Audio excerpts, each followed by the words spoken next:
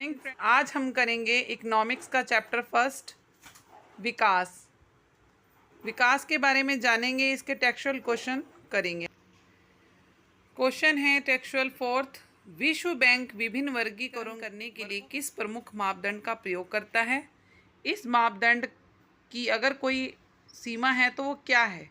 यानी जितने भी पूरे वर्ल्ड में बैंक है उनका वर्गीकरण किस मापदंड के आधार पर किया जाता है, और अगर उसकी कोई सीमाएं हैं तो आपने उसका भी वर्णन करना है। देखो, विश्व बैंक विभिन्न वर्गों के वर्गीकरण के लिए यानी बैंकों के वर्गीकरण के लिए प्रति व्यक्ति आय के मापदंड का इस्तेमाल करता है। यानी बैंकों के वर्गीकरण के लिए वो किसको देखता है? आय को देखता है। हालांकि प्रति व्यक्ति आय तुलना के लिए उपयोगी है या नहीं इससे पता नहीं लगा सकते, क्योंकि किसी देश की प्रति व्यक्ति आय बहुत अधिक होने के बाद भी दूसरा देश उससे अच्छा हो सकता है, तो हम इससे आर्थिक विकास का सही अनुमान नहीं लगा सकते।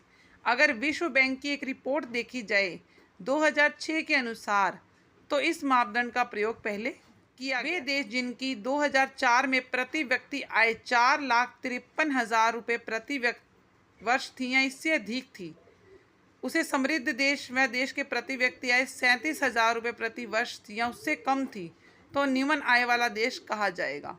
कहने का अर्थ है कि 2004 में एक रिसर्च की गई जिसमें पाया गया कि एक देश जहां प्रति व्यक्ति आय 4,53,000 रुपये प्रति वर्ष थी उसे तो एक समृद्ध देश माना गया, और जिस देश की आय 37,000 रुपये प्रति वर्ष थी उसे एक निम्न आय वाला, कम आय वाला देश माना गया।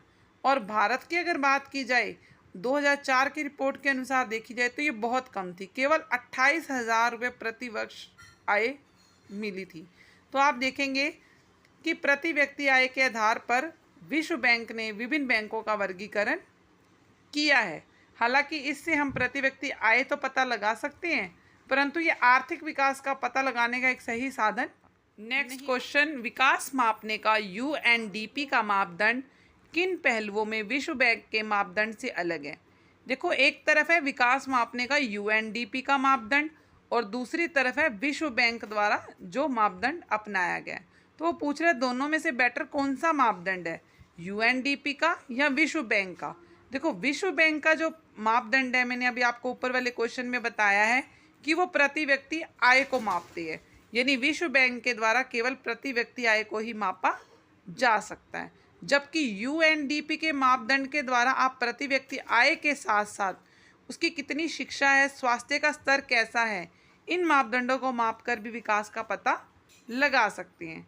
तो आप खुद सोचिए कि एक बैंक है जो केवल प्रति व्यक्ति आय का मापदंड कर रहा है और दूसरा बैंक है जो यूएनडीपी के तहत मानव विकास की रिपोर्ट के आधार पर तैयार कर रहा है, यानी उसकी शिक्षा, स्वास्थ्य और प्रति व्यक्ति आय तीनों चीज़ों का सही मापदंड कर रहा है। तो इन तीनों में आप दोनों में से क्या बेटर रहा? विकास मापने का यूएनडीपी का मापदंड। नेक्स्ट क्वेश्चन है वेरी इंपॉर्टेंट, हम औसत का प्रयोग क्यों करते हैं? इनके प्रयोग की कुछ सीमाएं और विकास से जुड़े कुछ उदाहरण देकर स्पष्ट कीजिए। यानी औसत क्या है, हम इसका प्रयोग क्यों कर रहे हैं और इस प्रयोग की क्या सीमाएं हैं। हम औसत का प्रयोग आय को मापने के लिए करते हैं, यानी कि इनकम को मापने के लिए हम औसत का प्रयोग करते हैं। ये आय दो व्यक्तियों के बीच में, दो राज्यों के बीच में या फिर दो देशों की भी हो सकती है। आप देखेंगे कि एक देश के लोगों की आय दूसरे देश की लोगों की आय से अगर ज़्यादा है तो हम मानते हैं कि वो देश दूसरे देश से बेहतर है।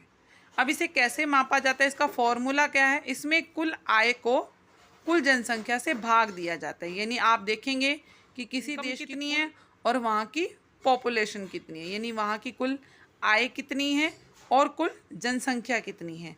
जब इन दोनों चीज़ों को आपस में डिवाइड कर दिया जाता है तो हम औसत का प्रयोग करके उसका मापदंड निकाल सकते हैं। उदाहरण के लिए बहुत से अर्थशास्त्री मानते हैं कि एक नया मापदंड है।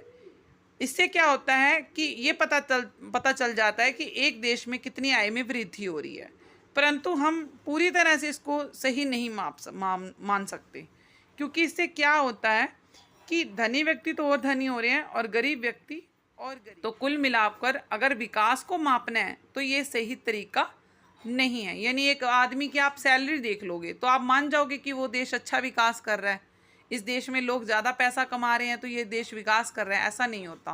परंतु फिर भी यहाँ औसत का प्रयोग आय मापने के लिए किया जाता है।